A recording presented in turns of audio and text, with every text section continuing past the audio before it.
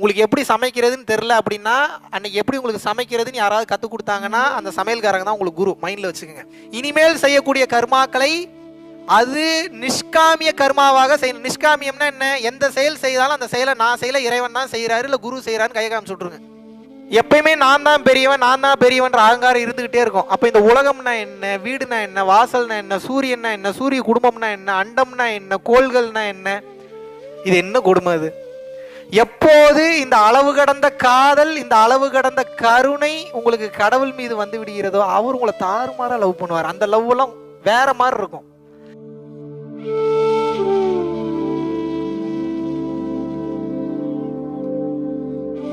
ஒரே ஒரு விஷயம் என்ன தோணுன்னா, நம்ம ஏதாவது ஒரு இந்த மாதிரி ஒரு 1 or 2 classes அட்டென்ட் பண்ணும்போது நம்ம தான் ஓகே நம்மளுக்கு நிறைய தெரிஞ்சிருச்சு அப்படின்னு சொல்லிட்டு நம்ம நிறைய ஃபீல் பண்ணுவோம் இல்லைங்களா. எனக்கு ஆக்சுவலாக நான் உங்கள் கூட கிளாஸ் அட்டென்ட் பண்ணியிருக்கேன். எனக்கு அப்பவும் தோணுச்சு, சரி ஆல்மோஸ்ட் என்னோட ஏஜ் தான் இருக்காங்க, இவங்க என்ன பெருசாக சொல்லிட போகிறாங்கன்னு நினச்சேன். ஆனால் நீங்கள் அந்த 2019 கிளாஸ் நம்ம அட்டென்ட் பண்ணும்போது இப்போ எனக்கு என்ன தோணுதுன்னா, ஓகே நீங்கள் ஆல்ரெடி எவ்வளோ விஷயம் தெரிஞ்சிருந்தாலுமே இன்னமும் நீங்கள் நிறைய தெரிஞ்சுக்கணும் அப்படின்றதுனால தான் வந்து நிறைய குருமார்களை தேடி நிறைய விஷயம் வந்து தெரிஞ்சுக்கிட்டீங்க இல்லைங்களா. அது அது என்னன்னா அந்த ஒரு அந்த திமிரு, அந்த ஒரு நம்ம தெரிஞ்சுக்கிட்டோம் அப்படின்ற அந்த பெரிய அந்த ஒரு இதே இல்லாமல் எவ்வளோ சிம்பிளாக அப்போவும் நீங்கள் ஒரு ஆக்சுவலாக ஒரு நிறைய விஷயங்கள் தெரிஞ்சாலும் ஒரு ஸ்டூடெண்ட்டாக தானே போய் இது பண்ணிகிட்டு இருக்கும்போது எனக்கு ஆக்சுவலாக ஒரு இந்த கிளாஸ் வந்து அட்டென்ட் பண்ணுறதுக்கு முன்னாடி கூட இவர் என்ன பெருசாக சொல்லிட போகிறாரு அப்படின்ட்டு.